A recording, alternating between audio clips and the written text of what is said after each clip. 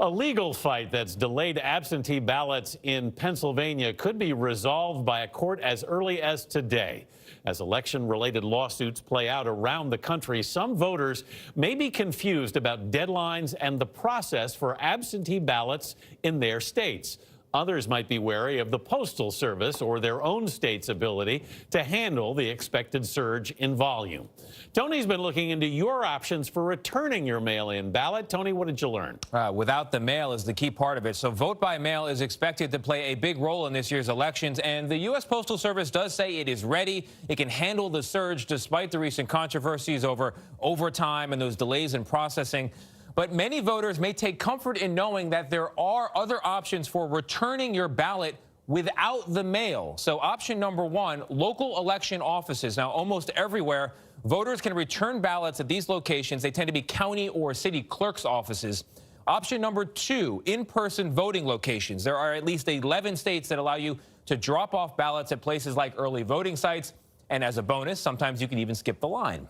Option number three, secure drop boxes. You've probably heard of these. Many states are setting up these drop boxes in public places like city buildings or community centers, and more states are expected to add to this, so keep your eye out. Option number four may surprise you. Somebody else. Yes, most states allow someone other than you to return your ballot for you with restrictions. In at least 4 states, you need an excuse like an illness, and the rules vary about who can actually handle your vote. So depending on where you live, it could be a spouse or a family member or even a lawyer, even a nurse in some cases. Now, there are your 4 ways to use vote by mail without using the mail. So you'll get your ballot in the mail, but then you've got 4 options for returning it, avoiding the Postal Service. But people also may be wondering, how can I check whether my mail-in vote has actually been counted?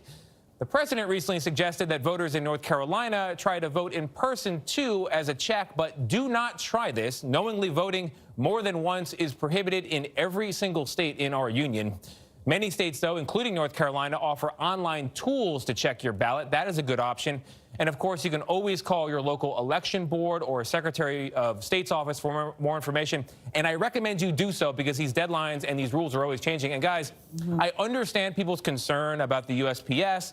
Yes. But they say they can handle this. If you give them at least 7 days, they will get your ballot in on time. Keep in mind, they handle Mother's Day. They handle Christmas. Yeah. The vote is nothing compared to those days. Yeah.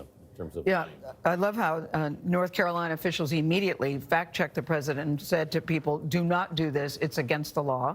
So I hope people are paying attention to that. But it's good to know that there are so many options. I'm still thinking on Election Day, I'm going to suit up. I was going to mail, but I'm going to suit up, put everything on, gloves on, and go and do it in person. Well, I don't know, I don't know what the restrictions are here in New York, but, if you receive your ballot, you may be able to sign a little form, hand the ballot to me, and I'll walk it in for you. Yeah. Okay. I'll be your courageous I did partner. actually get one. Oh, you got one? Yeah, but I still like either pulling a lever or sticking a thing. I don't know. I still like doing it. It does feel good. I like knowing that once I've done that, my vote it's been counted. Yeah. It's there. But a lot of people can't do it. So that's why I think it's very important. A lot of people are worried about it, and understandable. Or worried about it. Yeah.